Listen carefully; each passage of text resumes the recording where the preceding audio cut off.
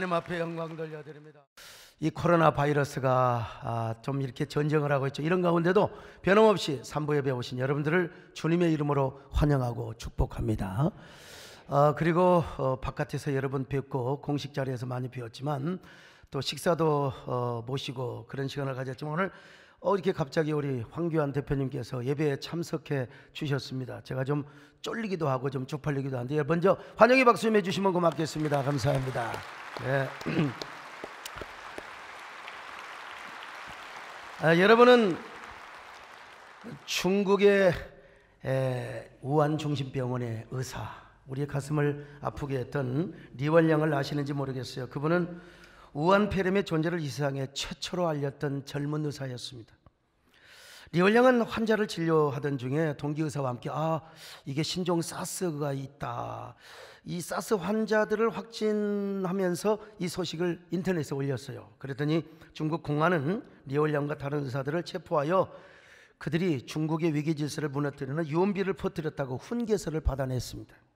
훈계서란 조사가 위법 사실을 인정하고 반성한다는 내용이 담긴 문건을 말하는데요, 리월량은 절대로 헛소문을 퍼뜨린 적이 없습니다. 신종 바이러스를 확인하여 사람들에게 경각심을 일으키려고 했던 것, 국민의 복원을 위해서 알렸던 것입니다. 그런데 리월량의 경고를 통하여 중국의 공안 당국이 초동 대처를 잘했더라면 전 세계가 이렇게 불안에 떨지는 않았을 거예요. 그런데 리월량은 이런 전염병 환자를 피하지도 않고 아무런 보호 장비도 없이 환자들을 진료하다가 그만 자신도 감염이 되어버리고 말았어요. 그래서 그가 우한 폐렴의 확진을 판정받았을 때 수많은 사람들이 50만 명 이상이 그의 치유와 회복을 기원하는 문자를 올렸습니다. 그의 아내는 둘째 아이를 임신하였습니다. 그는 안타깝게도 지난 2월 7일 어린아이와 유복자를 남겨두고 새벽에 이 세상을 떠나고 말았습니다. 그가 죽기 전에 온 세상에 한 장의 유서를 남겼는데요, 그 유서의 제목이 참 애틋합니다. 나는 갑니다. 훈계서 한 장 가지고. 이 유서가 세계인들의 가슴을 울렸습니다. 여러분도 아마 많이 보셨을 텐데요, 동이 트지 않았지만 나는 갑니다. 가야 할 시간, 나루터는 아직 어둡고 배웅하는 이 없이 눈가에 눈송이만 떨어집니다. 그립습니다. 눈송이가 눈시울을 적십니다. 여러분, 제가 보기에는요, 이 리월량은 아주 시적 감성이 풍부한 사람입니다. 주로 이과 계통의 의사들은 시적 감성이 떨어져요. 그러잖아요. 수학자라는 사람들 이 시술 하면은요 전혀 못 써요. 계산은 잘해도요. 근데 이 양반은 아주 시적인 감성과 서정성이 아주 가득한 사람입니다. 배웅하는 이 없이 눈가에 눈송이만 떨어진다. 그리고 눈송이가 눈시울을 적신대요. 우한 지역이 어디입니까? 상해보다 훨씬 밑에 지역이요. 거기서 올겨울에 눈 올리는 만무하고요. 그런데 시인 정호성의 말처럼 눈이 안 와도 시인이 눈이 온다면 온다는 거예요. 제가 어제 시인이 그랬잖아요. 우리 유장로님 내일 눈이 온다고 하니까 눈이 와버리잖아요. 이 시인의 말은요 그냥 온다면 오는 겁니다, 여러분. 그러나 여기 리월량은 오지 않는 눈송이를 자기 눈가에 끌어들여서 하얀 눈송이를 자신의 소망이나 꼭 하고 싶은 이야기로 이미지화하고 형상화하고 있는 걸 봅니다. 그의 유서는 계속됩니다. 나는 본디 평범하고 보잘것없는 사람입니다. 어느 날 하나님이 나에게 그의 뜻을 백성에게 전하라고 하셨습니다. 조심스럽게 말했습니다. 그러자 누군가 나에게 태평한 세상에 소란 피우지 말라며 도시 가득 화려하게 피어있는 꽃이 보이지 않느냐고. 야, 이렇게 편한 세상에 왜 이렇게 어려운 일을 네가 말하는 거야. 제가 보기에 이 사람은 하나님을 만난 사람입니다. 적어도 중국의 무신론적 사회주의 체제 속에 살아가지만 그가 교회를 다니건 이걸 떠나서 그는 하나님의 존재를 알았고 유신론적인 신앙을 가지고 있는 사람이었어요. 그런 그에게 어느 날 하나님이 당신의 뜻을 전하라고, 백성들에게 이 뜻을 전하라고 했다는 거 아닙니까? 그런데 중국의 공안 당국이 그것을 막았다는 것이죠. 조심하고 살아라. 유서는 계속됩니다. 전 세계가 지금 안녕을 계속 믿게 하기 위해 나는 단지 막에 닫힌 병처럼 입을 다물었습니다. 왕관을 쓴 치명적인 황후는 반란을 위해 속세에 내려오지 않았다고 했습니다. 이렇게 천하는 다시 북적거렸습니다. 누구도 몰랐습니다. 거대한 비극이 곧 성문을 잠그리라고는. 자신은 분명히 하나님의 뜻을 전했다는 겁니다. 그런데 공안 당국이 하나님의 뜻을 전하지 말라고 자신의 입을 병매개처럼 막았다는 거예요. 그래서 그는 스스로 자신을 유모하면서 뿐만 아니라 이렇게 표현합니다. 왕관을 쓴 치명적 황후는 반란을 위해 속세에 내려오지 않았다고. 여러분, 이 양반 위대한 시인입니다. 지금요, 왕관을 쓴 치명적인 황후, 이것은 코로나 바이러스 우한 폐렴균을 지금 이미지화하고 있고 지금 시적으로 표현하고 있는 거예요. 코로나 바이러스를 전자현미경으로 보면은 왕관으로 보인대요. 그래서 이 코로나 바이러스를 왕관을 쓴 치명적 황후라고 표현을 하고 있습니다. 의사가 말이죠. 누구도 몰랐다는 겁니다. 이 치명적 황후에 의해서 거대한 비극이 우한 성문을 잠그게 되리라고 말입니다. 그의 유서는 계속 진행됩니다. 이후 하늘이 대노하고 산하는 시들고 나는 병들었습니다. 내 가족까지 모두 병들었습니다. 우리는 천송이 만송이 눈보라처럼 송이송이 흩날렸습니다. 봄이 오고 강물이 녹으면 가족과 만나리라고 기대를 했습니다. 그때가 되면 노란 유채밭에 앉아 흩날리는 꽃송이 송이 새며 하루 1분 1초를 보내리라고 여겼습니다. 기다렸습니다. 어젯밤 눈 내리기를 기다렸습니다. 야, 양반 기가 막힌 시인입니다. 여기서도 하얀 눈송이를 하나님이 주시는 치유와 회복의 소망으로 형상화하고 있습니다. 그래서 그는 마음속으로 천송이 만송이의 눈보라를 치유의 소망의 메시지로 홀로 자신도 살고 싶을 거 아닙니까, 여러분? 그래서 봄이 오고 강물이 녹으면 가족들과 만나는 꿈을 기대하였습니다. 그래서 어젯밤에도 눈 내리기를 기다렸어요. 그러나 하나님이 오셔서 이렇게 말씀을 하셨다는 것입니다. 하나님이 내 머리를 쓰다듬으며 말했습니다. 착하지, 나와 같이 가자. 인간은 가치가 없어. 이 말에 눈물이 왈칵 쏟아졌습니다. 비록 인간은 반환하고 하늘은 따뜻한 곳이라고 하더라도 말이죠, 저승으로 가는 다리를 건너기 두렵습니다. 여기서 천국으로 가는, 이렇게 좀 바꿨으면 좋았을 텐데 내가 마음대로 바꿀 수는 없어요. 원문 그대로 해야지요. 고향을 떠올려도 다시는 가족을 만나지 못할 것입니다. 여러분, 얼마나 가슴 아픈 얘기입니까? 이제 사랑하는 아내와 그리고 유복자까지 남겨놓고 가려고. 그는 병상에 누워서 하나님의 치유의 은총이 하얀 눈송이처럼 이렇게 쏟아지기를 소망했습니다. 그리고는 마음속으로 그런 소망을 천송이 만송이의 눈보라를 송이송이 마음속으로 흩날리고 있었어요. 그런데 어느 날 하나님이 오셔서 자신의 머리를 쓰다듬으며 같이 가자는 거예요. 같이 가자. 인간 세상은 쓸모없다. 같이 가자. 그 이어서는 더 가슴 아픈 이야기로 계속됩니다. 삶은 좋지만 나는 갑니다. 그분도 살고 싶지만 가겠다는 거예요. 나는 다시는 가족의 얼굴을 쓰다듬을 수 없습니다. 아이와 함께 우한 통으로 봄나들이 갈 수가 없습니다.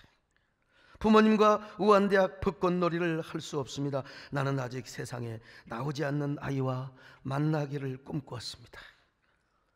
아들일지 딸일지 태어나면 뜨거운 눈물을 머금고 사람의 물결 속에서 나를 찾을 겁니다. 애가 태어나서 아빠 할 거 아니겠어요? 미안하다 아이야.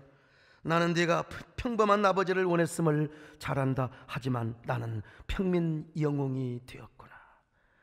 여러분, 그가 평범한 의사가 되었다면 이렇게 죽을 리가 만무하죠. 그러나 평민의 영웅이 되었기 때문에 그는 그렇게 죽어야 했던 것입니다. 그의 눈에는 자신의 어린 시절의 추억이 떠오르고 있었을 것입니다.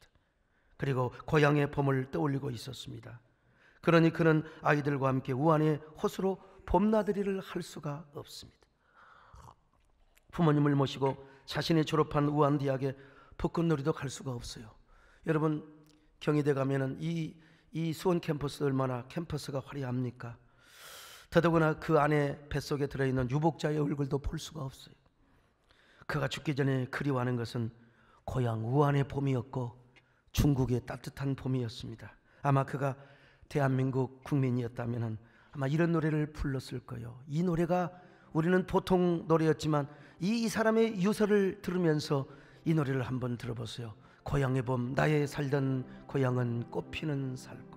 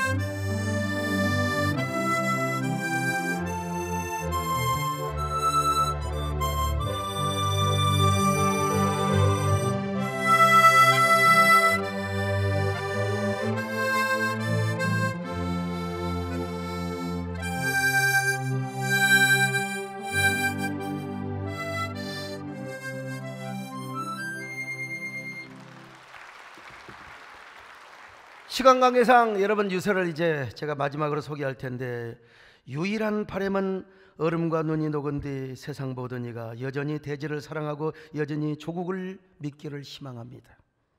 봄이와 벼락이 칠 때 만일 누군가가 나를 기념하려는 이가 있다면 나를 위해 작디 작은 비석 하나 세워주기를 바랍니다. 내 묘지명은 한마디로 충분합니다. 그는 세상의 모든 이를 위하여 말을 했습니다. 이 한마디요. 그는 세상의 모든 이를 위하여 말을 했습니다. 여러분 언뜻 보면요, 이 리월량은 아주 착하디 착하고요, 막 그 중국 공안과 그리고 중국 정부를 향해 한마디도 못하는 바보처럼 보일지 모르지만 천만이 말씀입니다. 여러분, 그는 자신이 꿈꾸는 세계 그리고 자신이 소망했던 나라를 하얀 눈송이라고 하는 이미지를 통해서 우회적이고 시적으로 하고 싶은 말을 다 했던, 하고 싶은 말을, 그 하고 싶은 말이 무엇입니까? 그것은 얼음과 눈이 녹은 후에 중국의 봄이 오기를 꿈꾸는 거였어요. 중국의 봄. 여기서 얼음과 눈은요, 공산주의 체제와 억압된 겨울과 같은 세상을 말합니다. 그리고 그 봄은 어떤 봄입니까? 모든 중국인이 광활한 대지를 사랑하며 그리고 중국 정부를 믿고 사는, 중국 정부를 신뢰하고, 지금 여러분 중국 정부를 못 믿고 살지 않습니까? 그러다가 언젠가 봄이 와서 벼락치는 날, 봄에 무슨 벼락이 치겠어요? 난리가 나고 자기를 기념하고 싶을 때 자기에게 이런 비석을 새겨주라는 말입니다. 그는 세상의 모든 일을 위하여 말을 했습니다. 여러분, 어떤 언론 보도에 의하면 민심이 흉흉해서 시진핑 정부가 흔들리고 있다, 이런 보도도 있었지 않습니까? 그러나 그는 누구보다도 중국을 사랑했습니다. 중국을 사랑했기 때문에 중국에도 따뜻한 봄이 오기를 소망했고요, 그것이 바로 하얀 눈송이가 하고 싶었던 말이었습니다. 야, 그런 의미에서 우리 자유 대한민국에서 우리가 대한민국 국민으로 산다고 하는 게 얼마나 여러분 큰 축복인지 모릅니다. 오늘 대한민국 국민이 되어서 감사합니다. 오늘 교인들이 다 감사한금을 하면은 여러분 재정에 큰 도움이 될 것입니다. 어쩌면 그는 죽을 때 중국인의 우상이었던 덕리진의 노래를 생각했을지도 몰라요. 제가 중화권에 가서 집회를 할 때마다 이 노래를 부릅니다. 그 텐민미라는 노래가 유명합니다. 이런 노래 부르면요, 중국의 젊은 애들이 막 그냥 난리가 납니다. 지난번에 대만 가서 집회하는데 막 한 10,000명 모이더라고요. 거기서 제가 월량 대표 아적심이라는 노래를 부를 때 그냥 사람들이, 젊은 애들이 막 난리를 하는 걸 봤어요. 중국인들 치고 이 노래를 부르는 사람이 없습니다. 아마 어쩌면요, 아마 이 리월량도 이 노래를 생각하며 죽었을지도 몰라요. 이 가사를 보면 죽여주거든요. 그대는 내게 물었었지 얼마나 깊이 그대를 사랑하는지. 아내를 향하여서도 그런 노래 생각했을지 모르지만 중국의 봄을 생각하면서요, 예? 아마 이 노래 한번 들어보세요.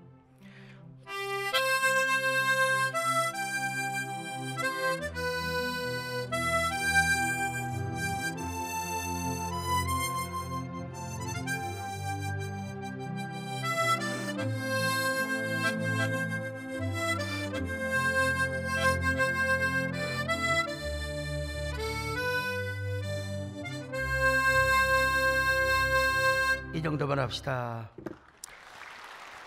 여러분, 제가 볼 때는 리월량의 유서는 앞으로 두고두고 중국인들뿐만 아니라 세계인들의 가슴 속에 새겨질 것입니다.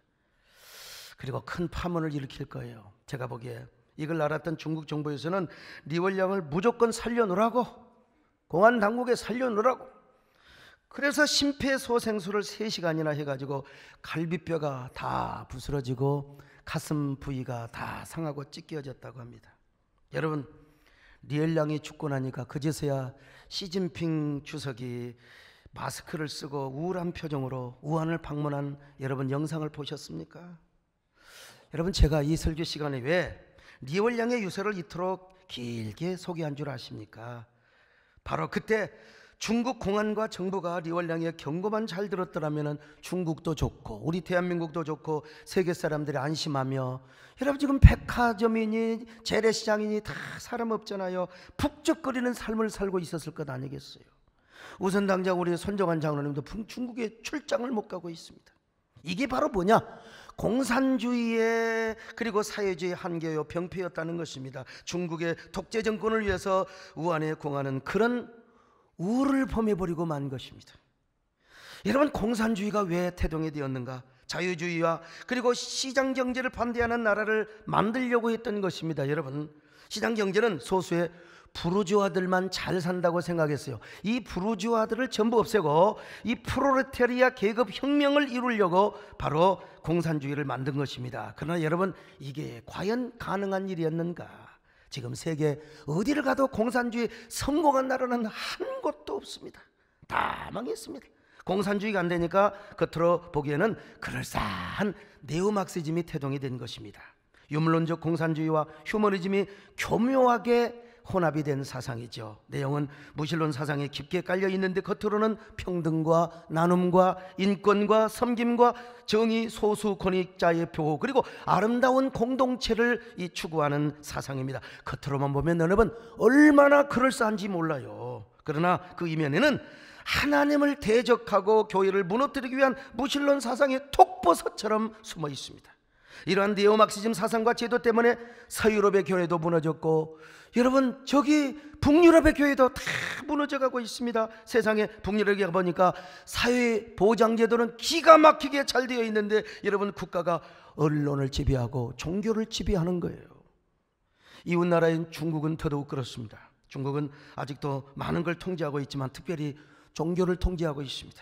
그 중에서도 우한 지역은 종교 정책의 시범지가 되어버리고 말았어요. 그러니까 우한 지역에서는 선교사를 추방하고 십자가를 불태우고 교회를 파괴하는 저 영상은 미국의 CNN에서 맨 먼저 보도하는 영상이었다고 합니다. 그러니까 기독교 시각에서 볼 때는 우한 지역에서 코로나 바이러스가 번지게 된 것은 이거는 우연한 일이 아니다. 하나님의 사랑의 견책이다. 요즘 심판 이야기면 또 일각에서 반대하고 비판하는 이야기가 있어 제가 이렇게 표현합니다만, 어쨌든 간에 얼마나 가슴 아픈 일인지 몰라요. 이런 걸 생각하면 우리 대한민국에서 살고 있는 게 얼마나 큰 축복인지 알 수가 없습니다. 그러나 저는 또 다른 하나님의 은총으로 이 우한 폐렴균은요, 바이러스는 금방 고장이 나고 금방 사라지리라고 확신합니다. 왜냐? 원래 이 중국산은 싸기도 하지만 금방 고장이 나더라고. 여러분 이 뭡니까? 이 코로나스 우한 폐렴이 중국산이거든요. 그래서 금방 막 고장이 나리라고 믿고요. 또 여러분 좋은 소식입니다. 우한 폐렴을 막을 수 있는 백신을 발견했대요. 일본에서도 미국에서도 발견하지 못한 걸 우리나라 재래시장에서 백신을 발견했다고 합니다. 여러분. 여튼 여러분, 우리나라는 이 공산주의 사상이나 네오막시즘 이념이 세워진 나라가 아니라는 것을 말씀을 드리는 겁니다. 우리나라 건국위원들이 가슴에 품었던 초심의 가치 역시 하얀 눈송이라는 사실을 말씀을 드리려고 하는 거예요.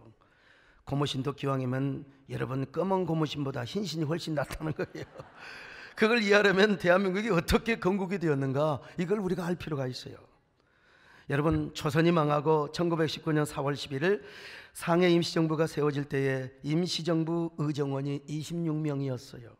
그 중에 12명, 13명이 아마 기독교인이었고 대종교는 5명, 6명, 학자들에 따라 우리 김인호 집사님은 몇 명이, 하여간 약간의 차이는 있을 수 있습니다만은, 자, 그런데 그러니까 이제 기독교와 대종교가 하나로 뭉쳐서 임시정부를 만들었다고 해도 과언이 아닙니다. 여러분, 기독교가 가장 큰 역할을 했고 대종교의 역할도 무시하면 안 됩니다. 그런데 임시정부가 만든 우리나라의 국호가 뭐냐? 대한민국이었어요. 이걸 알아야 됩니다. 여기 대한이라는 말은 민족주의에서 나왔습니다. 대종교가 강조했던 것입니다. 당군 때부터 우리 민족은 한 피로 이어지는 한민족이라.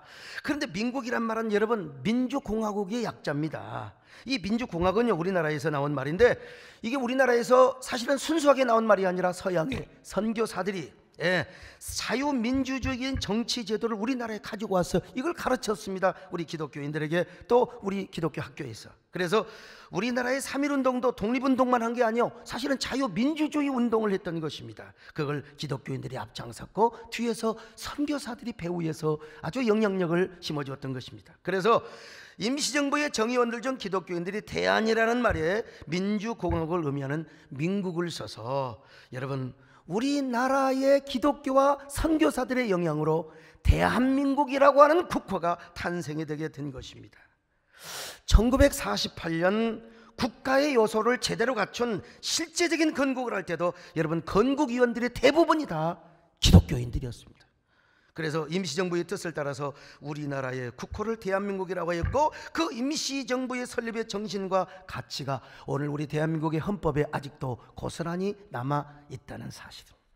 지난 1월 초에요, 경기도 기독교 총연합회에서 조창기도에서 제가 설교를 했는데 이런 얘기를 했어요. 우리 대한민국의 정체성과 가치를 우리가 지켜내자. 그랬더니 여러분요, 이재명 도지사님이 인사 말씀을 하러 올라와 가지고 자기가 도지사지만 여러분 보세요.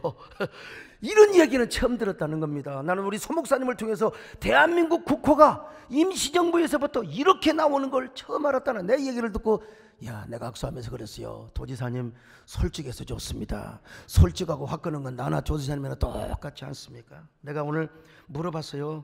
우리 장로님들한테요.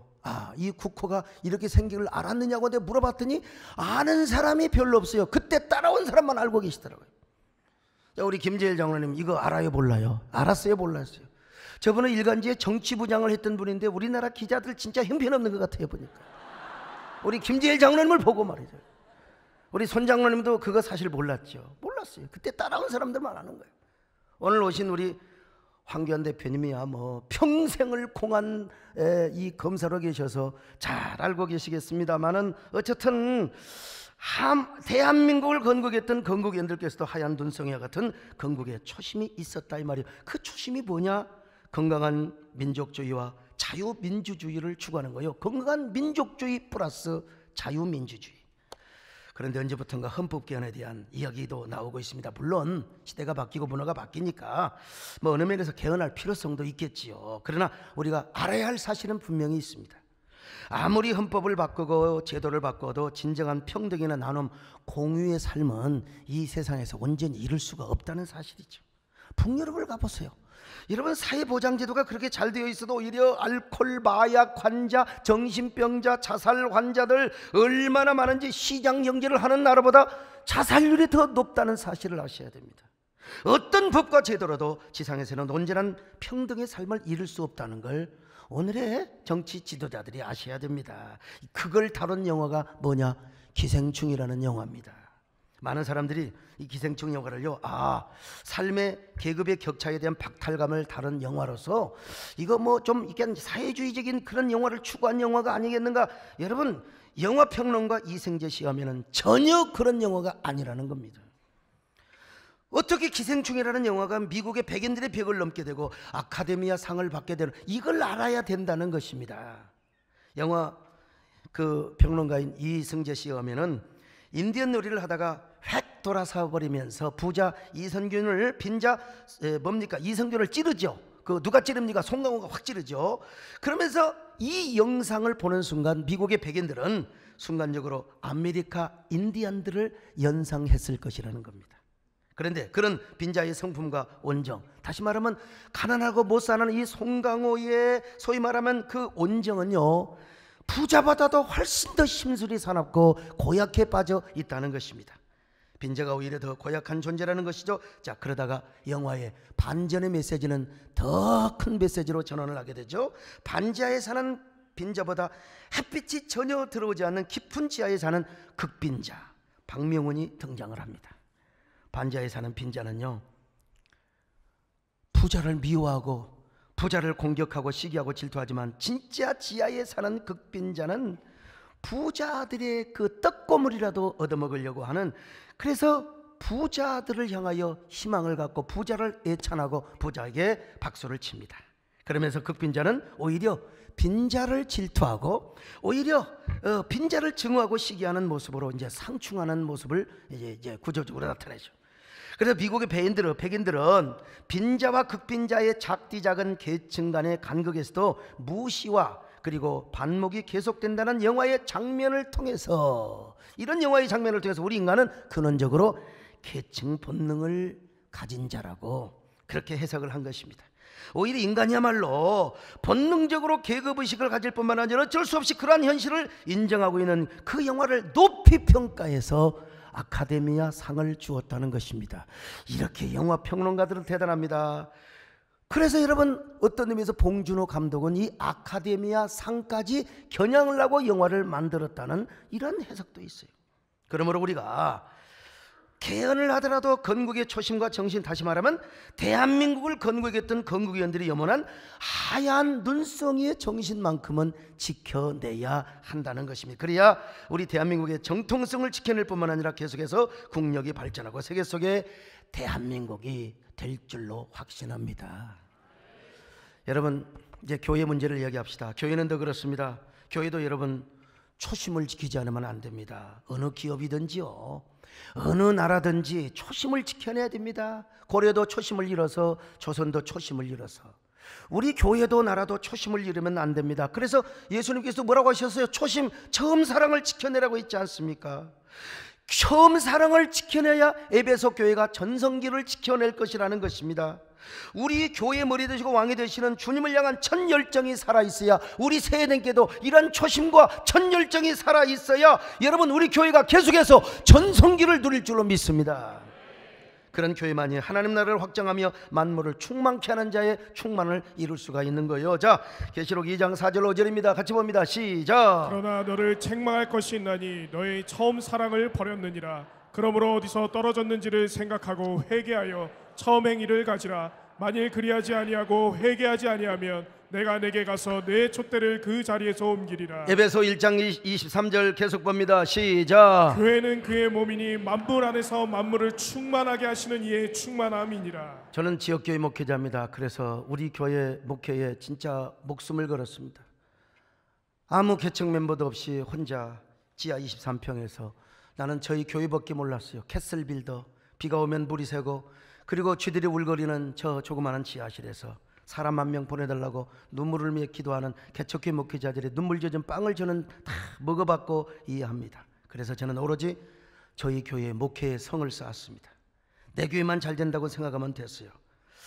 자, 그래서 오늘 그래도 한국교회 대형교회 중에 하나가 되었는데, 아마 제가 이런 성장의 질주만 계속했다면 적어도 우리 교회는 이미 이보다도 배 이상의 큰 교회를 지었거나 그런 부흥을 이루었을 것입니다.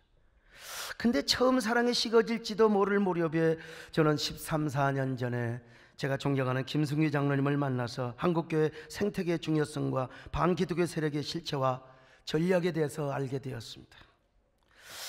저는 그분 때문에 교단 정치나 교계 정치를 하는 대신에 교단 정치나 교계 정치를 하는 대신에 처음 사랑과 첫 열정을 가지고 한국교회 전체를 위한 공적인 사역을 하였습니다. 맨 먼저 한 게 6.25 참전용사 초청 행사를 여러분 우리가 14년째 하였습니다. 14년째. 우리 김종대 장로님께서 수고하지 않았으면 아마 저의 열정으로는 힘들었을 것입니다. 그리고 독소 조항이 들어있는 차별금지법과 나쁜 인권 조례, 아마 이거는 우리 법무부 장관을 하셨기 때문에 황교안 대표님이 너무나 잘 하실 것이고 재임 시절에 정말 소개해 주시고 한국교회를 대신해서 막아주셨습니다. 또 이슬람 스쿠크법을 막고 종교인 과세 문제를 대처하는데 이거는 정말 정부의 실수였습니다. 지난 정부. 자, 그런데 또 이 정부에 와가지고 이걸 또 그냥 계속해서 종교소득과세로 만들어내려고 하는 걸 전면에서 육탄전으로 여러분 막아냈습니다. 이 모든 것이 한국교회를 위한 공적인 사역이요, 건강한 대한민국을 지키는 운동이었습니다. 자, 그런데 여러분 이런 얘기만 하면 또 사람들이 한쪽으로 생각을 할 수 있습니다. 야, 그러니까 한국교회는 보수 꼴통이 돼야 돼, 교회는 계속해서 보수 꼴통으로 일비해야 되겠구나, 이런 생각을 한 분이 계실지 모르겠습니다. 물론 성경적인 가치와 기독교 진리를 지키는 데 있어서는 우리가 철저한 보수신앙을 가져야 됩니다. 국가 안보와 그리고 또 대한민국의 정체성을 지키는 데 있어서는 철저하게 보수적인 세계관을 가지고 있어야 됩니다. 그러나 여러분, 교회는요 사회적인 약자와 그리고 소외계층을 배려하며 함께 나누고 베푸는 데는 반드시 교회가 앞장서서 개혁적이고 진보적인 마인드를 가져야 됩니다. 자본주의와 시장경제의 구조 속에서도 교회는 노블리스 오블리주, 공유 개념과 플랫폼 정신을 추구해야 됩니다. 국가 주도로 이걸 지나치게 하면은 여러분 분명히 무리수가 따를 수 있겠지만, 그러나 교회는 공유 정신과 플랫폼의 정신을 교회가 앞장서서 선구자적 역할을 해야 된다는 것입니다. 특별히 여러분 평화와 통일에 있어서도 교회는 반드시 진보적인 입장을 취해야 된다고 저는 믿습니다. 한국교회가 통일시대를 열어가야지.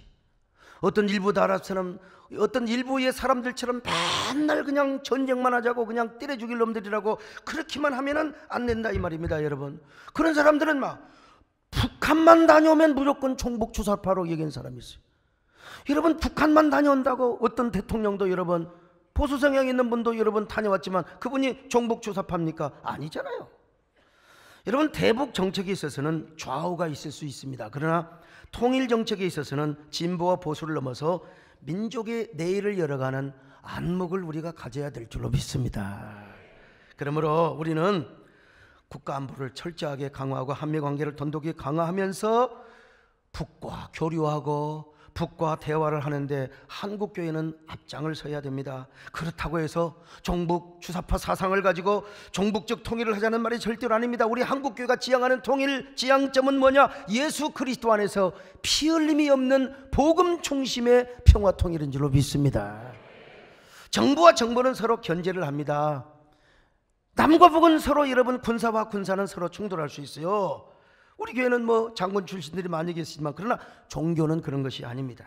특별히 교회는 예수 그리스도의 사랑을 선제적으로 베풀며 인도적인 차원에서 선하고 선한 사마리아인과 같은 좋은 일을 많이 해야지요.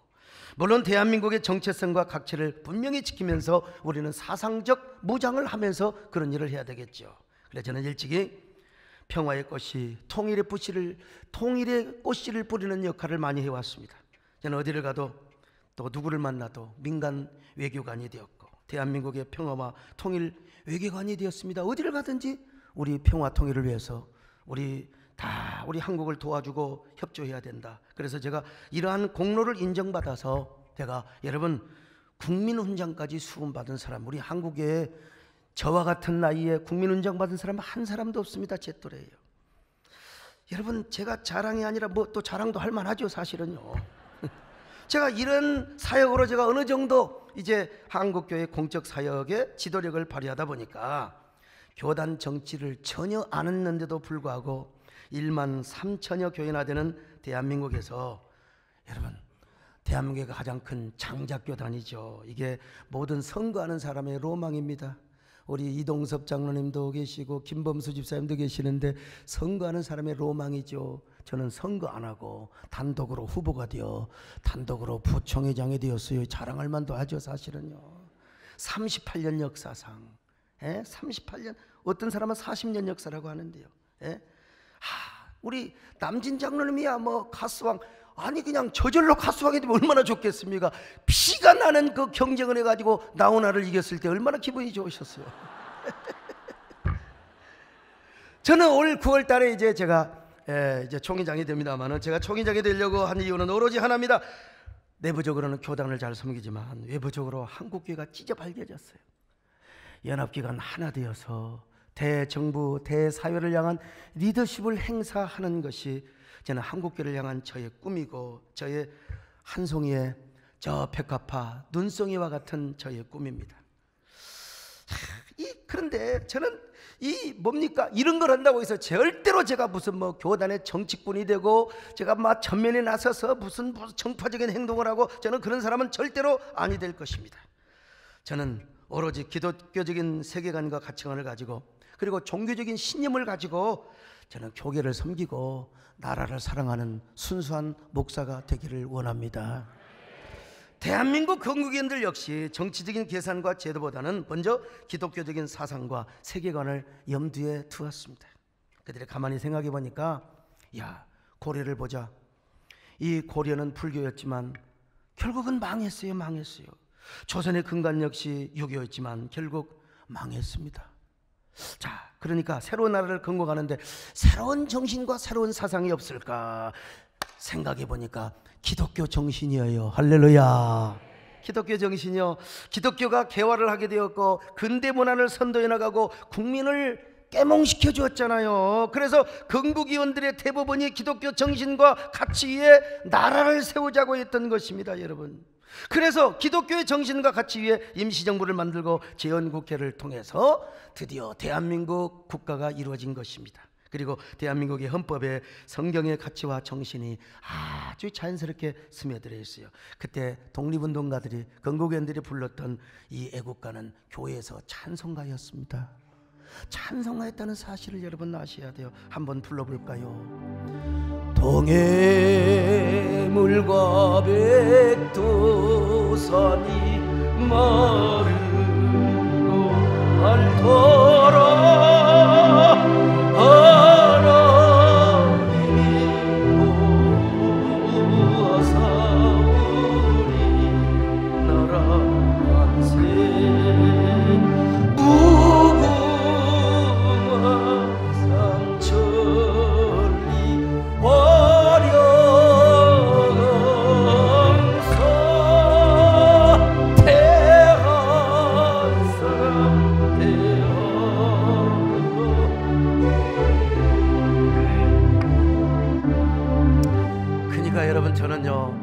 진짜 우리 한국교회가 이 정신을 지켜야 된다고 믿습니다.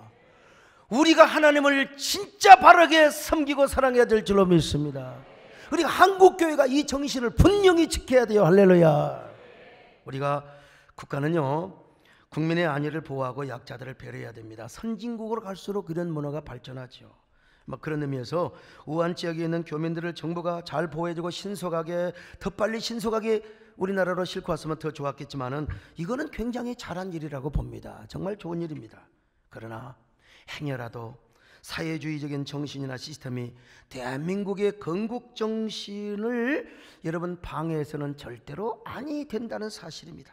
끝없이 나쁜 인권 조례를 만들고 반기독교 악법을 생산해 나가면 절대로 안 됩니다. 종교를 통제하고 또 다스려가면 절대로 안 됩니다. 이것은 바로 하나님을 대적하는 행위입니다.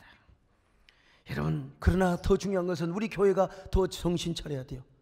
고려가 망한 것은 불교가 타락했고, 그리고 조선이 망하는 것은 결국 성리학이 그 정신을 지키지 못했던 거예요. 한국교회가 하나님을 사랑하고 이 기독교 정신에 세워진 이 대한민국을 잘 지키려고 하는 이런 중심이 있을 때 하나님도 이 나라를 지켜주시고 보호해 주실 줄로 믿습니다.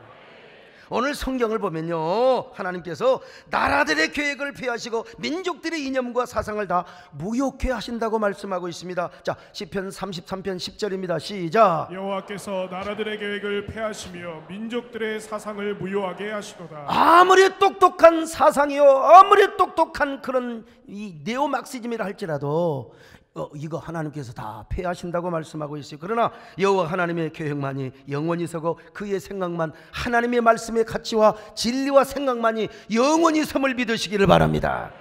시편 33편 11절입니다. 시작. 여호와의 계획은 영원히 서고 그의 생각은 대대에 이르리로다. 그러므로 여호와를 자기 하나님으로 삼은 나라고 하나님의 기업으로 선택된 백성이 복이 있다는 것입니다. 시편 34편 12절입니다. 시작. 여호와를 자기 하나님으로 삼은 나라 곧 하나님의 기업으로 선택된 백성은 복이 있도다. 여러분, 50대의 나이에 국가조찬기도에 설교한 사람은, 그것도 2번이나 한 사람은 아마 저밖에 없을 거예요. 보수 정권에서도 했고 진보 정권에서도 했고요. 나는 이 본문을 가지고 끊임없이 이 말씀을 전했습니다. 여러분, 여호와를 자기 하나님으로 삼은 나라고 하나님의 기업으로 선택된 백성은 복이 있도다. 어쩌면 우리 대한민국의 건국위원들이 꿈꿨던 하얀 눈송이도 막 이와 같았을 거야. 우리 민족이 계속해서 하나님을 섬겼으면 너무나 좋겠다. 그리고 대한민국이야말로 하나님의 기업으로 선택을 받고 세계 속의 강국으로 발전했으면 정말 좋겠다. 그렇다면 우리가 건국위원들의 하얀 눈송이의 꿈을 가슴에 품어야 됩니다. 이런 하얀 눈송이의 꿈을 가슴에 품고 여호와 하나님을 우리 민족의 하나님으로 삼을 수 있기를 바랍니다. 아니 여러분, 우리 교인이 우리 여호와 하나님을 우리 민족의 하나님으로 삼는데 누가 뭐라고 하겠어요? 에?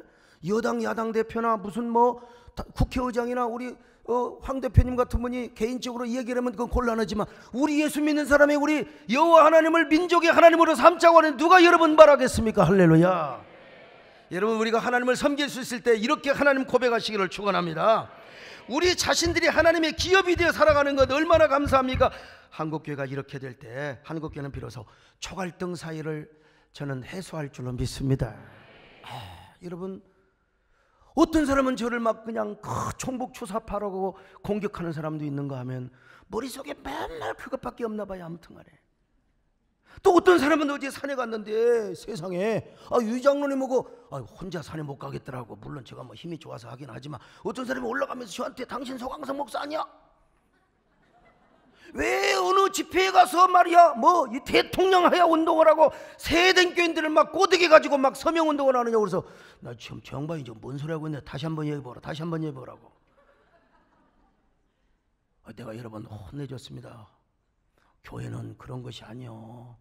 사회, 이 초갈등 사회를 화해 사회로 바꾸는 게 목사의 양반아. 나한테 사과해. 다리를 덜덜 떨면서 사과했어요. 그러고 나서 또 뭔 얘기를 한 줄 알아? 사실은 제 마누라가 세등기 나갑니다 그랬잖아. 그래가지고 선생님 그러십니까? 그냥 내일 좀 만납시다. 이따 왔으면 한번 나 보고 가세요. 이 사람들이 그냥 한쪽 시각으로만 생각하고 있는 거예요. 여러분, 제가 얼마나 이렇게 원만하게 생겼어요. 여야는 갈등 국면을 일으키고 이념과 이념은 서로 대치 국면을 이루지만 교회는 항상 화해를 시키는 사역 역할을 하는 게 교회입니다. 그럴 때 하나님께서 우리를 보정하사 대한민국에 복을 주신 단 우리 기독교인들은 기독교 성경적인 세계관과 가치관을 가지고, 그러면 우리가 어떻게 합니까? 나라를 사랑하는 방법과 그리고 모든 자세가 다 우리에게 주어질 것이 아니겠습니까? 이런 얘기를 하는데도 졸리고 있는 사람은 오늘 저녁에 천국 갈까 싶어서 걱정입니다. 눈을 뜨시기 바랍니다. 오늘 때 우리 한국교회를 통해서 하나님이 이 민족과 대한민국에 하나님의 한없는 은혜와 축복을 흘러가게 해주실 줄로 믿습니다. 그런 은혜가 저와 우리 한국교회와 여러분 모두에게 함께 하시기를 축원합니다. 하나님 아버지 고맙습니다. 우리 하얀 눈송이와 같은 아름다운 하나님을 사랑하고 또 나라를 사랑하는 우리 마음이 우리에게 가득하게 축복하여 주시옵소서. 예수님의 이름으로 기도 올려옵나이다.